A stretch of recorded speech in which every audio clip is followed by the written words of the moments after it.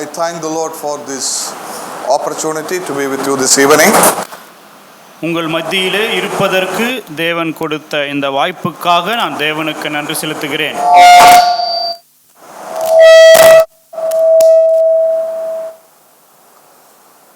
As we are together in God's presence to study from His Word, let us pray that the time may be a blessing for all of us. தேவனுடைய வசனத்தை கற்றுக்கொள்ளும்படியாக தேவனுடைய பிரசன்னத்திலே நாம் அனைவரும் ஒன்றி கூடி இருக்கும் பொழுது தேவன் தாமே இந்த நேரத்தை நம் அனைவருக்கும் ஆசீர்வாதமாக மாற்றுவாராக. We are studying about the church discipline. சபையினுடைய ஒழுக்கத்தை குறித்து நாம் படித்து வருகிறோம். And in the last session we considered the purposes of church discipline. சபையினுடைய ஒழுக்கத்திற்கான நோக்கத்தை குறித்து கடந்த வகுப்புகளே நாம் பார்த்தோம். We studied almost 7 purposes, right? 7 நோக்கங்களை குறித்து நாம் படித்தோம். Okay, I hope that you know it. உங்களுக்கு நினைவில் இருக்கும் என்று நான் நம்புகிறேன். And now this evening I want to bring to your attention another important thing with regard to the discipline of the church. சபையினுடைய ஒழுக்கத்தை குறித்து இன்னொரு முக்கியமான காரியத்தை உங்கள் மத்தியிலே கொண்டு வர நான் விரும்புகிறேன். Now, if the church is not going to exercise the discipline, சபையானது ஒழுக்கத்தை கடைபிடிக்கவில்லை என்றால் there is going to be some losses for the church. சபைக்கு சில இழப்புகள் நேரிட போகிறது. So that's what we are going to consider this evening. அந்த காரியத்தை குறித்து தான் இந்த மாலை வேளையிலே நாம் பார்க்க போகிறோம். 4 losses if the church doesn't exercise the discipline. சபையானது ஒழுக்கத்தை கடைபிடிக்கவில்லை என்றால் அதற்கு ஏற்படக்கூடிய 4 இழப்புகளை குறித்து நாம் பார்க்க போகிறோம். Right? Losses if church doesn't exercise the discipline. சபையானது ஒழுக்கத்தை சரியாக கடைபிடிக்கவில்லை என்றால் அதற்கு வரக்கூடிய இழப்புகள்.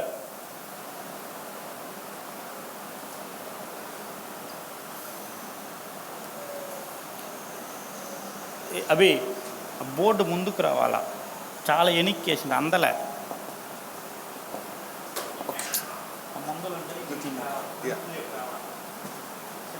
Yeah, it's fine. That's okay. Okay, the losses. What are the losses if the church doesn't exercise the discipline? சபையானது ஒழுக்கத்தை கடைபிடிக்கவில்லை என்றால் எந்த விதமான இழப்புகளை சந்திக்க நேரிடும். And in the beginning I mentioned these important things, just the points. ஆரம்பத்திலே நான் இந்த காரியத்தை குறித்து மேலாக சில குறிப்புகளை நான் குறிப்பிட்டேன். And just you must have noted that in the introduction to the discipline that we have been discussing. ஒழுக்கத்தை குறித்து முன்னுரையாக நான் சொன்னபோது இந்த காரியத்தை சொன்னேன். ஒருவேளை நீங்கள் சிலர் எழுதி வைத்துக் கொண்டிருக்கலாம். All the 4 losses are to be clearly understood because it is a very serious matter. இந்த 4 இழப்புகளையும் நாம் மிகவும் ஜாக்கிரதையாக கவனித்து பார்க்க வேண்டும். ஏனென்றால் இவை மிகவும் பெரிய இழப்புகளை நமக்கு சந்திக்க நேரிடும். So the first loss is, முதலாவது இழப்பு என்னவென்றால் the loss of purity. அந்த ஒழுக்கம் ஆனது அங்கே தவறி போகிறது. The loss of purity. பரிசுத்தமானது அங்கே இழந்து போகிறது. Now we know that the church discipline is very much essential for the purity of the church. சபையினுடைய ஒழுக்கமானது சபையினுடைய பரிசுத்தத்திற்கு மிகவும் முக்கியமானதாக இருக்கிறது. Now if we are not careful in relation to the discipline of the church, சபையினுடைய ஒழுக்கத்தை குறித்து நாம் அஜாக்கிரதையாக இருப்போமானால் then it will affect the purity of the church very specifically. அது குறிப்பாக சபையினுடைய பரிசுத்தத்தை பாதிக்கக்கூடியதாக இருக்கும். If the discipline is not there in the church, சபையிலே ஒழுக்கமானது செய்யப்படவில்லை என்றால் then there will be moral decay and impure doctrinal influences in the church. அப்படி இல்லாத ஒரு பட்சத்திலே சபையிலே ஒழுங்கீனமான நடவடிக்கைகளும் அதே போல வேதத்திற்கு புறம்பான உபதேசங்களும் காணப்படும். We read in 1 Corinthians chapter 5, முதல் கொரிந்தியர் 5ஆம் அதிகாரத்திலே 1 Corinthians chapter 5 verses 6 and 7. முதல் கொரிந்தியர் 5ஆம் அதிகாரம் 6-7 வசனங்கள். நீங்கள் மேன்மை பாராட்டுகிறது நல்லதல்ல. கொஞ்சம் புளித்தமா பிசைந்தமா முழுவதையும் புளிப்பாக்கும் என்று அறியீர்களா? ஆகையால் நீங்கள் புளிப்பில்லாதவர்களாய் இருக்கிறபடியே புதிதாய் பிசைந்த மாவாய் இருக்கும்படிக்கு பழைய புளித்த மாவை புறம்பே கழித்து போடுங்கள். ஏனெனில் நம்முடைய பஸ்காவாகிய கிறிஸ்து நமக்காக பலியிடப்பட்டிருக்கிறாரே. Yes, what we read here, இங்கே என்ன வாசிக்கிறோம்? there is a very specific expression.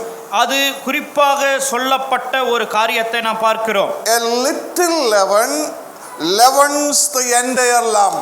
கொஞ்சம் புளித்தமா பிசைந்தமா முழுவதையும் புளிப்பாக்கும். Isn't it? இல்லையா? That's the reality. Little leaven that will leavens the entire lump. அதுதான் யதார்த்தமான ஒரு உண்மையாக இருக்கிறது. புளித்த மாவு கொஞ்சமாக இருந்தாலும் மாவு அனைத்தையும் அது புளிப்பாக்குகிறது. It is like a rotten apple in the barrels of apple. ஒரு ஆப்பிள்கள் இருக்கக்கூடிய கூடையிலே ஒரு அழுகி போன ஆப்பிள் இருக்கிறது போல.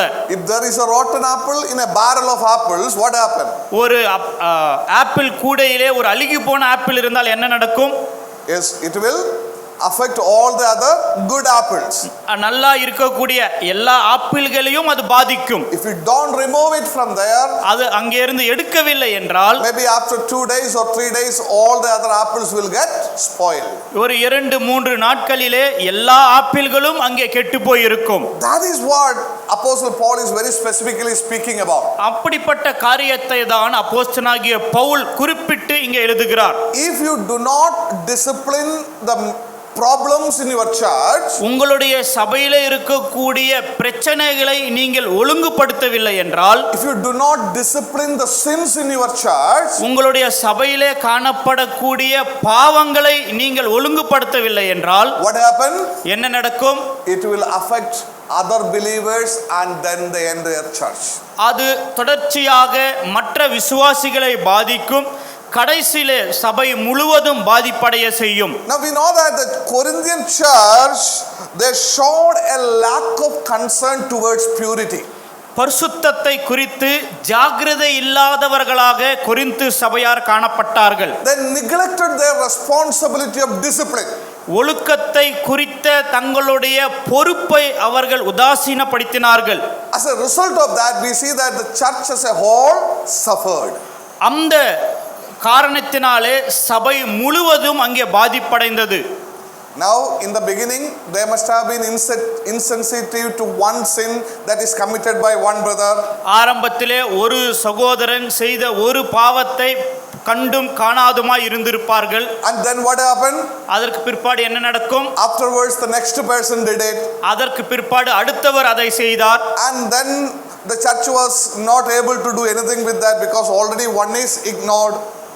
அதற்கு பிற்பாடு சபையானது அதை கண்டு கொள்ளாமல் இருந்தார்கள். ஏனென்றால் ஏற்கனவே ஒருவரை அவர்கள் கண்டிக்கவில்லை. And then as a result, one by one people will involve in sins. அதை தொடர்ந்து ஒவ்வொருவராக பாவங்களிலே ஈடுபட்டார்கள். Because the license is already given. ஏனென்றால் ஏற்கனவே லைசென்ஸ் ஆனது கொடுக்கப்பட்டிருக்கிறது. And as a whole, what happened in the Corinthian church? கடைசியிலே கொரிந்து சபையில் என்ன நடந்தது? Full of sin. பாவம் நிறைந்து காணப்பட்டது. Isn't it? இல்லையா? If you look at the Corinthian church, Corinth சபையை நாம் பார்க்கும் பொழுது there were a lot of problems. அங்கே अनेक பிரச்சனைகள் இருந்தன. There were divisions in their midst. பிரிவினைகள் காணப்பட்டது. There were court cases in their midst. வழக்குகள் அவர்கள் மத்தியிலே காணப்பட்டது. And the liberty was not properly enjoyed in the church. சபையிலே இருக்கக்கூடிய சுதந்திரமானது சரியாக அவர்கள் அனுபவிக்க முடியவில்லை. They misused the Lord's Supper. கர்த்தருடைய பந்தியை அவர்கள் சரியாக தவறாக பயன்படுத்தினார்கள். and they did not love one another. ஒருவரை ஒருவர் அவர்கள் அன்பு செலுத்தவில்லை. They misused the spiritual gifts, ஆவிக்குரிய வரங்களை தவறாக பயன்படுத்தினார்கள். and at the same time they questioned the doctrine of resurrection. அதே வேளையிலே உயிர்த்தெழுதலினுடைய உபதேசத்தை கேள்வி கேட்டார்கள். And many were failed in their family life, and many immorality was there in the life of many people. அநேகர் தங்களுடைய குடும்ப வாழ்க்கையை இழந்து போய் தங்களுடைய அன்றாட நடத்தைகளிலே சீர்கெட்டு போனவர்களாக இருந்தார்கள். What happened? என்ன நடந்தது? Oh, the church full of sin. சபை முழுவதும் பாவம் காணப்பட்டது. Started with one, and the church leaders were insensitive to that sin that was there.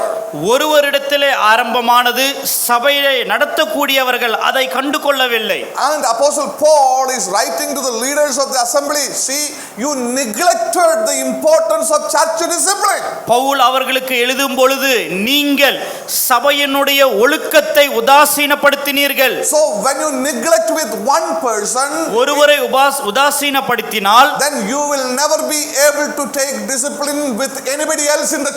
அதற்கு பிற்பாடு யாரையும் குறித்து நீங்கள் ஒழுங்கு நடவடிக்கை எடுக்காமல் போவீர்கள். And when that happens, the entire purity of the church will be lost, and you will be just like the unbelievers in this world. அப்படி நடக்கும் பொழுது சபையினுடைய பரிசுத்தமானது முழுவதுமாக சீர்குலைந்து போகும். நீங்களும் அவிசுவாசிகளைப் போலத்தான் இருப்பீர்கள். That's the problem. அதுதான் பிரச்சனை. So if you fail to take the discipline in the church, சபையிலே ஒழுங்கு நடவடிக்கை எடுக்க தவறிவிட்டால், if you just compromise with the sins of the people in the church, சபையிலே விசுவாசிகள் செய்யக்கூடிய பாவங்களை நீங்கள் கண்டும் காணாமல் இருந்தால், there will be loss of purity in the church.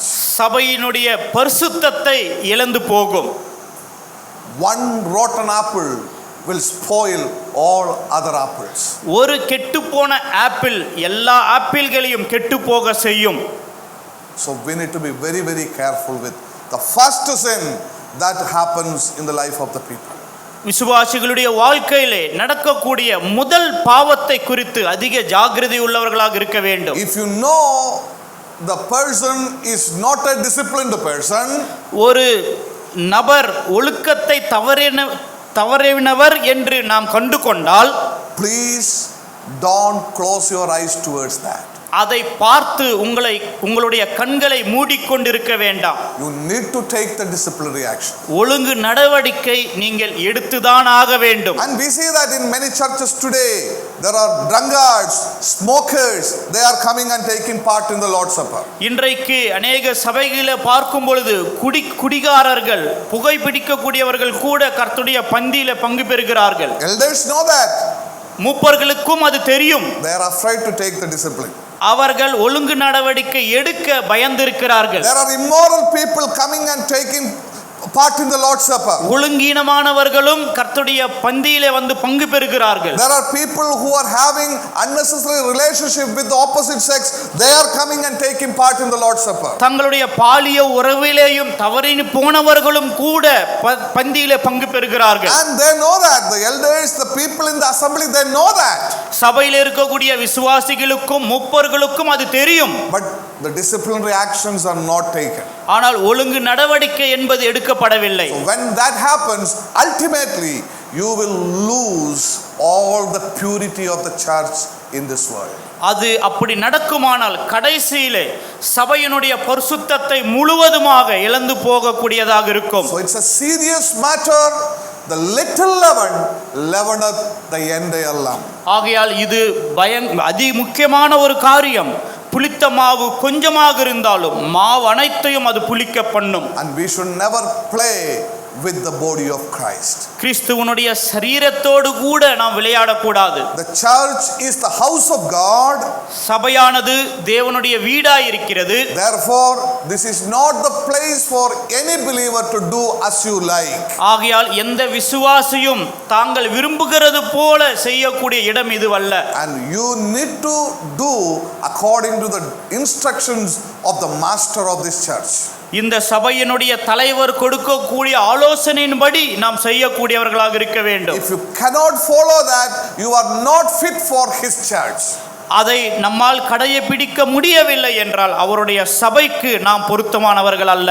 You are not for this place. You can choose another place. இந்த இடம் உங்களுக்கு பொருத்தமானது அல்ல, வேறு ஒரு இடத்தை தேடிக்கொள்ளலாம். So we should make sure that we follow the instructions of the Lord and keep the purity of our life and the purity of the church. கர்த்தர் கொடுத்த கட்டளைகளை கடைபிடித்து நம்முடைய தனிப்பட்ட வாழ்க்கையிலும் சபையினுடைய பரிசுத்தத்தையும் நாம் காத்துக்கொள்ள வேண்டும். That is the first loss if the church doesn't take the disciplinary action.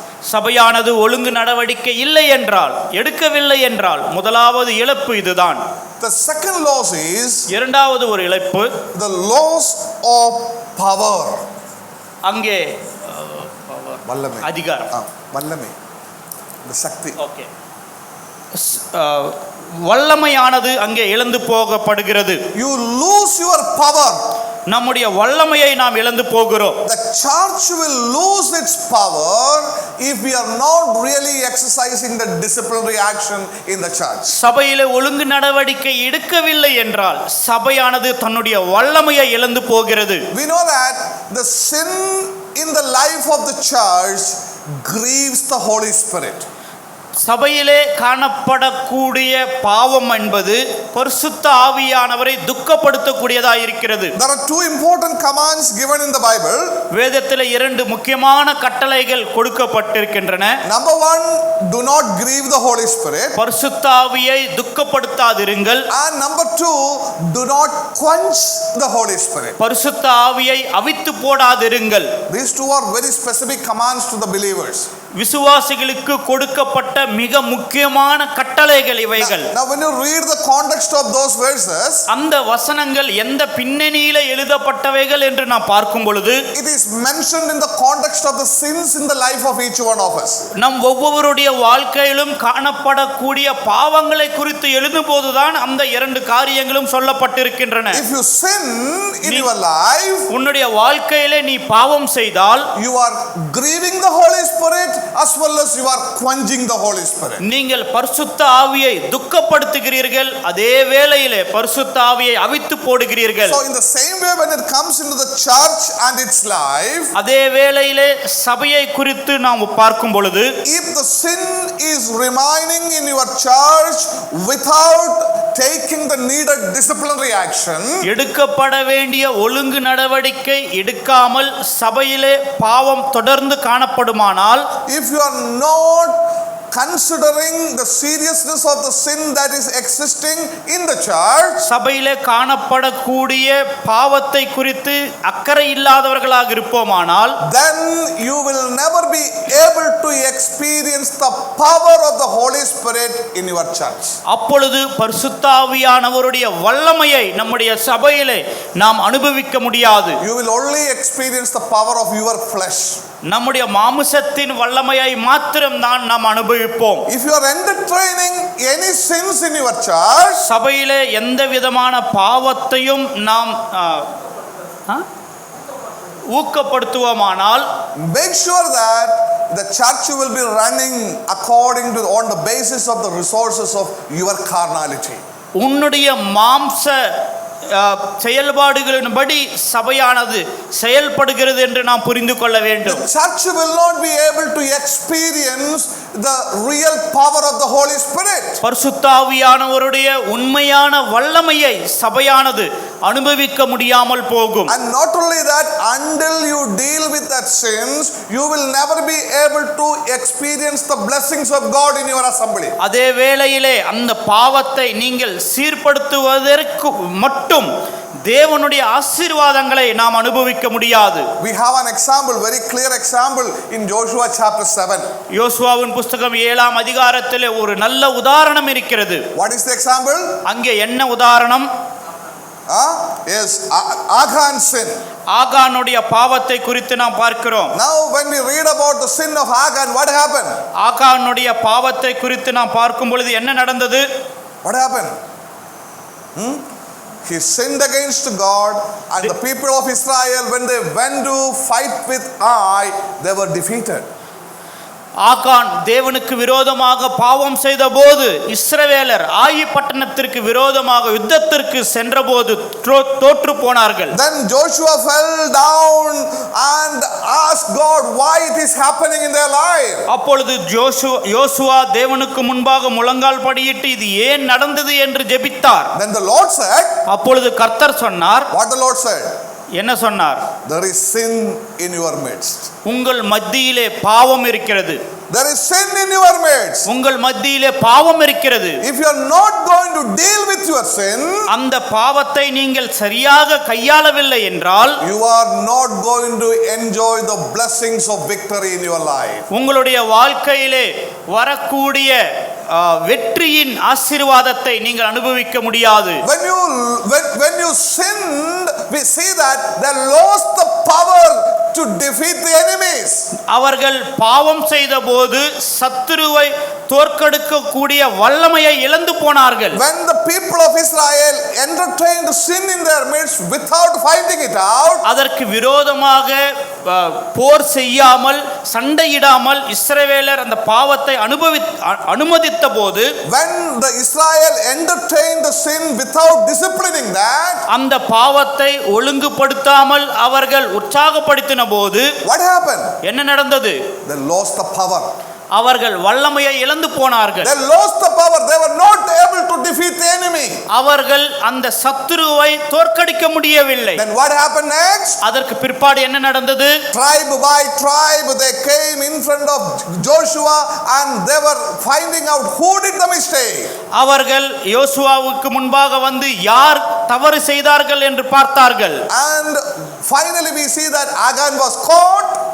கடைசியிலே ஆகான் பிடிக்கப்பட்டான். Achan said that I did the mistake. ஆகான் நான் தவறு செய்தேன் என்று சொன்னான். And they took him and killed and they stoned him and they fired them all together, and we see the punishment of God. அவன் மேல் கல்லெறிந்து கொலை செய்யப்பட்டு எரிக்கப்பட்டார்கள். தேவனுடைய தண்டனை அப்படியா இருந்தது. After that, அதற்கு பிற்பாடு when they dealt with the sin, பாவத்தை சரியாக அவர்கள் கையாண்ட போது what happened? என்ன நடந்தது? Oh, they enjoyed the power of God and defeated Ai. அவர்கள் தேவனுடைய வல்லமையை அனுபவித்து ஆயியை தோற்கடித்தார்கள். That's the same thing. அதே போலத்தான் If there is any sin in the church, சபையிலே பாவம் ஏதாவது இருக்குமானால், if you are not disciplining the sins that are there in the life of the people in the church, சபையில் இருக்கக்கூடிய விசுவாசிகளுடைய பாவங்களை சரியான விதத்தில் கையாளவில்லை என்றால், if you are going to ignore the sins that are there in the life of your believers, விசுவாசிகளுடைய வாழ்க்கையில் இருக்கக்கூடிய பாவத்தை கண்டும் காணாமல் இருப்போமானால், you are also going to lose your power. நாமும் நம்முடைய வல்லமையை இழந்து போகிறோம். Sometimes some of the elders will think that it is very difficult to deal with the sin. சில நேரங்களிலே சில மூப்பர்கள் சொல்லுவார்கள், பாவத்தை அந்த காரியங்களை கையாள்வது மிகவும் கடினம். Sometimes that person is our family member. சில நேரத்திலே அந்த நபர் நம்முடைய குடும்ப நபராயிருப்பார். Sometimes that person may be our friend. சில நேரத்தில் நம்முடைய நண்பராயிருப்பார். So because of that the elders may think, oh, it is very difficult to deal with that. அந்த காரணத்தினாலே மூப்பர்கள் நினைப்பார்கள் இந்த பிரச்சனையை கையாள்வது மிகவும் கடினம். And maybe because of many other reasons you may say you may not take the disciplinary action. அநேக காரணங்களினாலே ஒழுங்கு நடவடிக்கை உங்களால் எடுக்க முடியாமல் போகலாம். You don't want to take that risk. அந்த ஒரு சவாலை நீங்கள் எடுத்துக்கொள்ளாமல் இருப்பீர்கள். But if that is what happening, அது நடக்குமானால் your church is a church without power. உங்களுடைய சபையானது வல்லமை இல்லாத ஒரு சபையாக காணப்படும். You will not be able to really experience the power of God. தேவனுடைய வல்லமையை நீங்கள் அனுபவிக்க மாட்டீர்கள். For the name's sake you will be a church, பெயர் அளவிலே ஒரு சபையாக காணப்படலாம். but in reality you are a powerless church. ஆனால் யதார்த்தமாக பார்க்கும் பொழுது வல்லமை இல்லாத ஒரு நிலைமை காணப்படும். Because sin is there in your midst. ஏனென்றால் உங்கள் மத்தியிலே பாவம் இருக்கிறது. Sin is not disciplined. பாவமானது அங்கே ஒழுங்குபடுத்தவில்லை. As long as the sin is there in your midst, உங்கள் மத்தியிலே பாவம் இருக்கும் அளவும் no, don't expect the power of God in your midst. உங்கள் மத்தியிலே தேவனுடைய வல்லமையை எதிர்பார்க்க வேண்டாம். Just you can come together and have some activity and enjoy and just go do things based on your fleshly abilities and fleshly resources. எல்லோரும் ஒன்றாக கூடி வந்து சில காரியங்களை செய்யலாம் உங்களுடைய மாம்ச பிரயத்தனத்தின் மூலமாக. Other than that, you will never enjoy the power of the Holy Spirit and the blessing of God in the church. பரிசுத்த ஆவியானவருடைய வல்லமையையும் தேவனுடைய ஆசீர்வாதத்தையும் சபையிலே நாம் அனுபவிக்க முடியாது. In 1 Corinthians chapter 10, Apostle Paul very clearly said, முதல் கொரிந்தியர் 10ஆம் அதிகாரத்திலே பவுல் மிகவும் தெளிவாக எழுதுகிறார். all these things that happen in the life of Israel is an example for you, learn from them. இஸ்ரவேலருக்கு நடந்த காரியங்கள் திருஷ்டாந்தமாக நமக்கு எழுதப்பட்டிருக்கிறது, நீங்கள் கற்றுக்கொள்ளுங்கள் என்று சொல்கிறார். Learn from them. அது அவர்களிடத்திலிருந்து கற்றுக்கொள்ளுங்கள். What happened to Achan and the people of Israel is an example for us, learn from them. ஆகானுக்கும் இஸ்ரவேல் ஜனங்களுக்கும் என்ன நடந்ததோ அது நமக்கு ஒரு முன்மாதிரியாய் இருக்கிறது, அதிலிருந்து கற்றுக்கொள்ளுங்கள். If you entertain sin, you lose the power.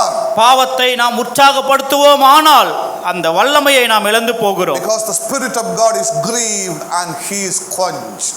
ஏனென்றால் பரிசுத்த ஆவியானவர் துக்கப்பட்டு கொண்டு நாம் அவித்து போடக்கூடியவர்களாக இருக்கிறோம். And therefore consider what is really happening in your life. ஆகையால் உங்களுடைய வாழ்க்கையில் உண்மையாகவே என்ன நடக்கிறது என்பதை ஜாக்கிரதையாக கவனித்து பாருங்கள். If you are personally sinning and if the church doesn't know what your sin is, நீ தனிப்பட்ட வாழ்க்கையிலே பாவம் செய்து சபையாருக்கு அது தெரியவில்லை என்றால், you personally confess the sin in the presence of the Lord.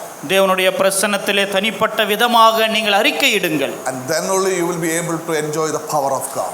அப்பொழுதுதான் தேவனுடைய வல்லமையை நம்முடைய வாழ்க்கையிலே நாம் அனுபவிக்க முடியும். And if the church knows that some of these people are committing the sins in their life, சில விசுவாசிகள் இந்த காரியங்களை செய்கிறார்கள் என்று சபைக்கு தெரியுமானால், exercise the disciplinary action in love for the benefit of that person. அன்போடு கூட ஒழுங்கு நடவடிக்கை எடுங்கள், அது அவர்களுக்கு பிரயோஜனமாக இருக்கும். Because if we do not do that, we lose our power.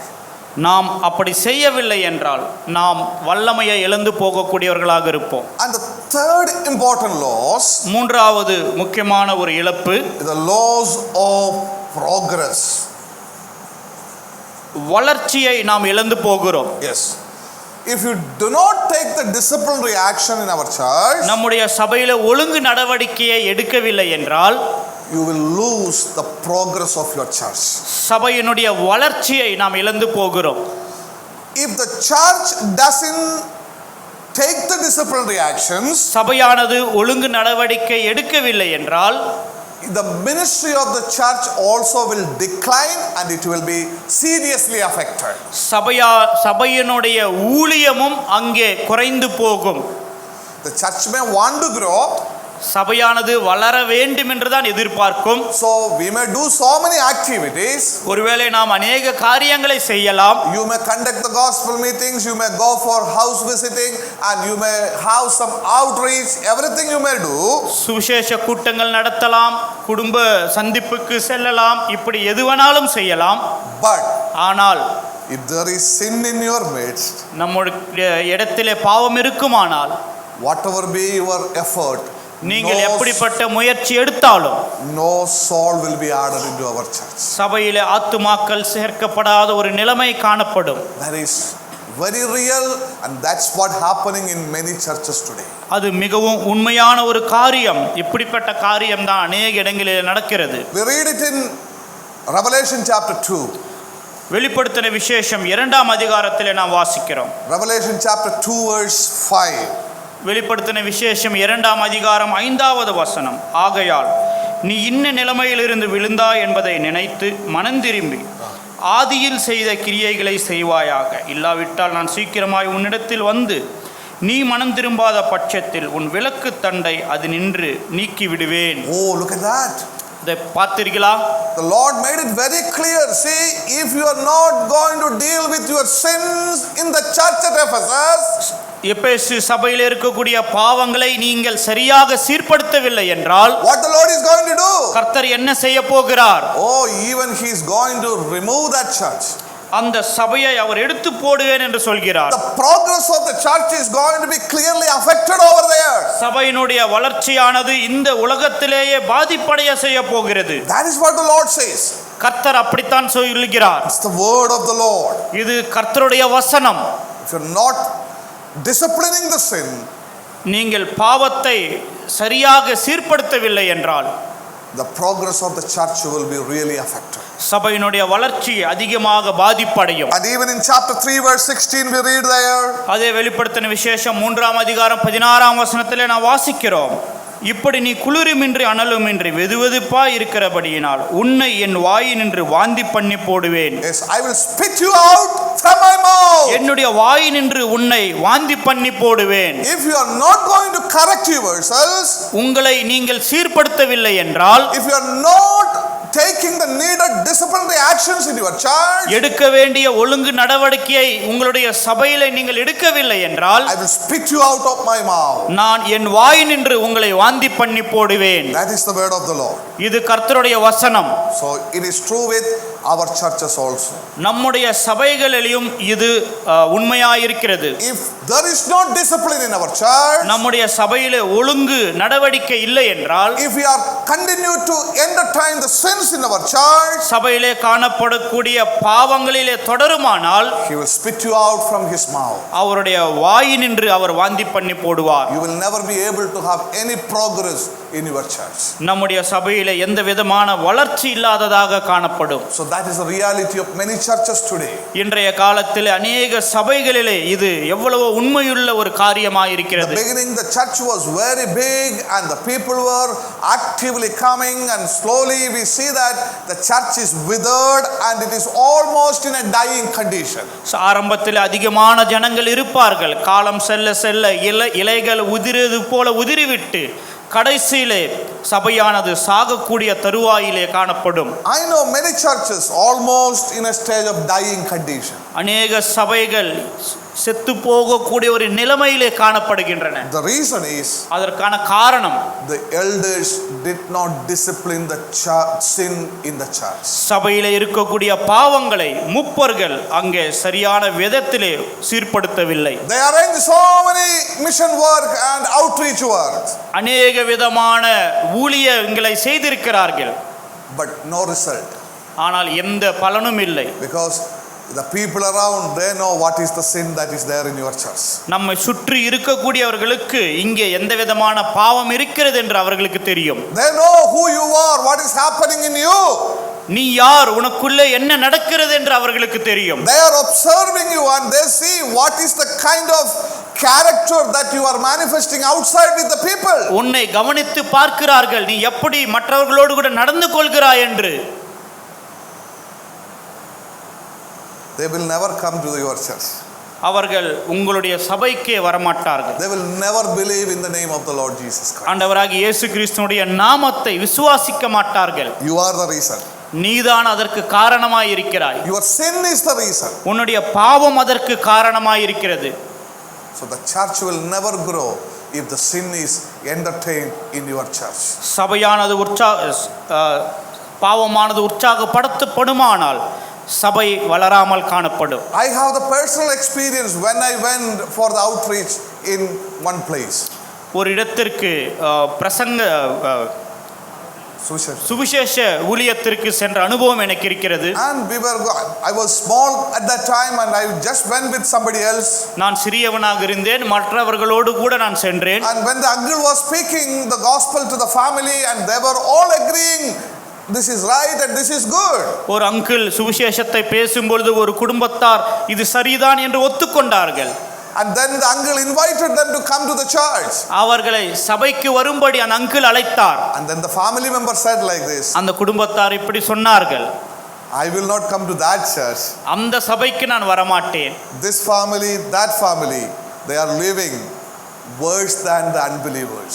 இந்த குடும்பமும் அந்த குடும்பமும் அவிசுவாசிகளை விட கேவலமாக வாழ்கிறார்கள். Same kind of people are there in our church also. Why should I come to that church? அந்த சபையில் அப்படிப்பட்டவர்கள் இருக்கும் பொழுது நான் ஏன் அங்கே வர வேண்டும்? The people in our church also is same. The people in your church also is same. எங்களுடைய சபையிலேயும் அப்படிப்பட்டவர்கள் தான், உங்களுடைய சபையிலேயும் அப்படிப்பட்டவர்கள் தான். Sin. பாவம். What a sad testimony it is. எவ்வளவு வேதனையான ஒரு சாட்சி. So think about yourselves. நம்மை நாம் யோசித்து பார்ப்போம். If the sin is not disciplined in the church, பாவமானது ஒழுங்குபடுத்தவில்லை என்றால் the church will never grow. சபையானது வளராது. There will be no progress in your church as long as you entertain the sin. பாவத்தை நாம் உற்சாகப்படுத்தும் வரைக்கும் சபையிலே வளர்ச்சி என்பது காணப்படாமல் இருக்கும். Please don't compromise with the sin. பாவத்தோடு கூட யாரும் ஒத்து போக வேண்டாம். Sometimes it may be your family member, whatever it be.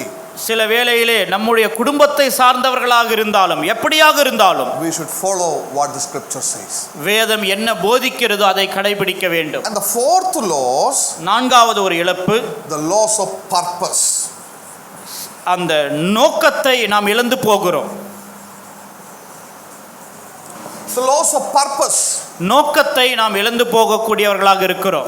Who are we as a church in this world? இந்த உலகத்திலே சபையாக நாம் எப்படி இருக்கிறோம்?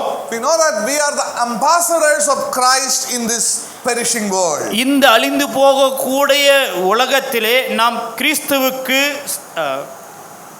ஸ்தானாதிபதிகளாக இருக்கிறோம். If you read 1 Peter chapter 1 verses 14 to 16, முதல் பேதுரு முதல் அதிகாரம் 14 16 வசனங்களை நாம் வாசித்தால், 1 Peter chapter 1 verse 14 to 16.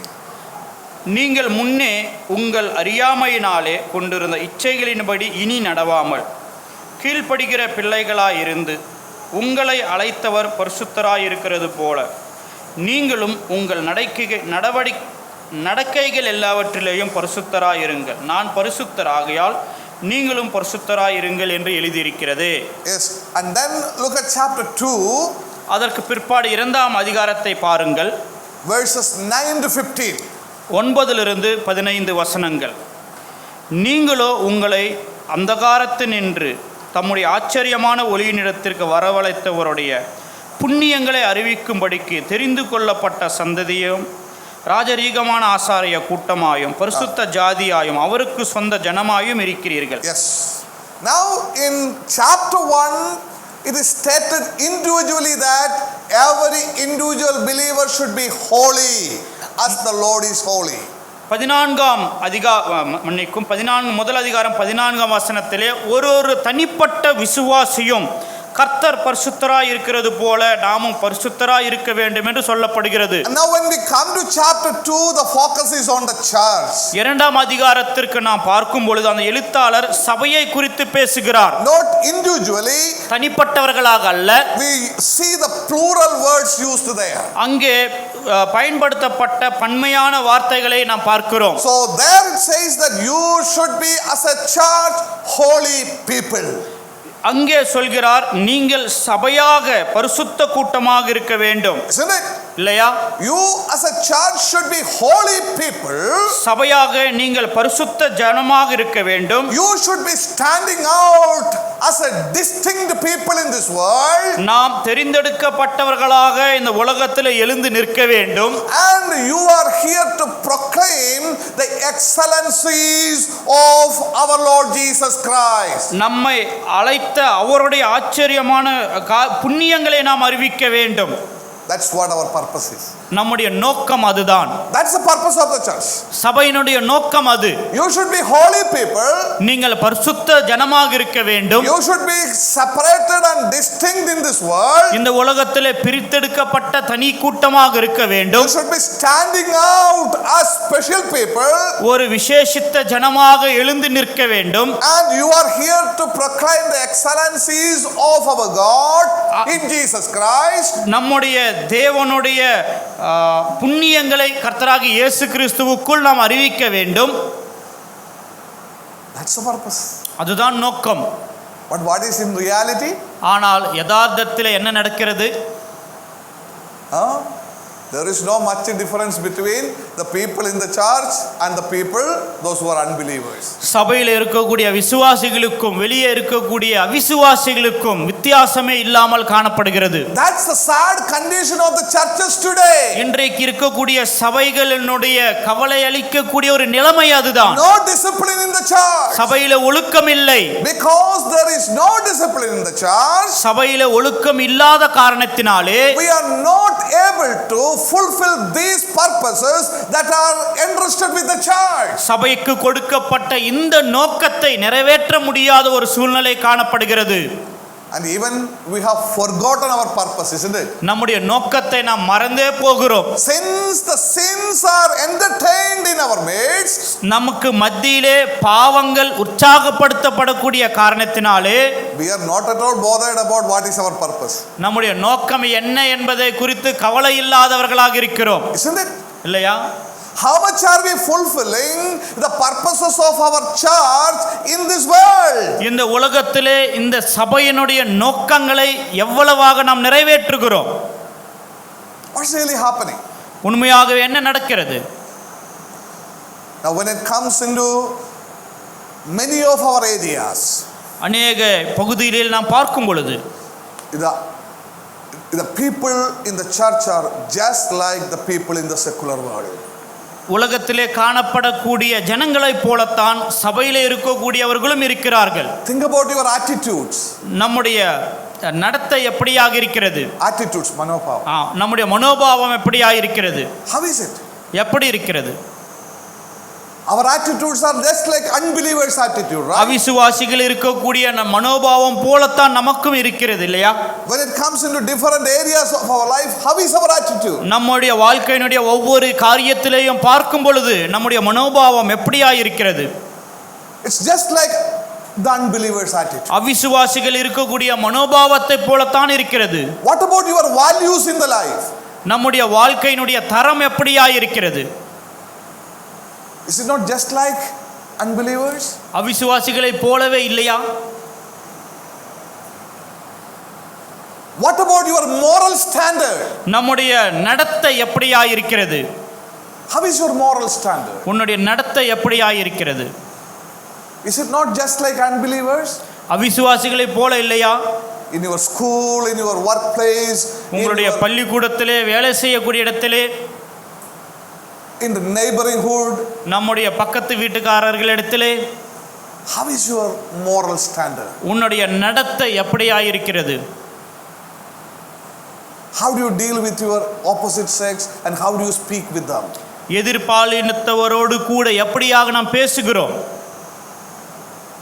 What is your moral standard? நம்முடைய நடத்தையினுடைய தரம் எப்படியாக இருக்கிறது? Is it not like unbelievers? அவிசுவாசிகளைப் போல அது இல்லையா?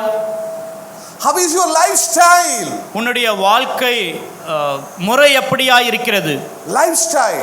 உன்னுடைய வாழ்க்கை, the way you dress, நாம் எப்படிப்பட்ட உடைகளை உடுத்துகிறோம், the hairstyle, முடி அலங்காரம், the beard style, தாடி ஸ்டைல், how is it? எப்படி இருக்கிறது? Is it not like unbelievers? அவிசுவாசிகளைப் போல அது இல்லையா? Is it not? இருக்கா இல்லையா? Or is it different? அல்லது வித்தியாசமாக இருக்கிறதா? If that is what happening, the purpose of the Lord can never be fulfilled through your life personally as well as through the life of the church.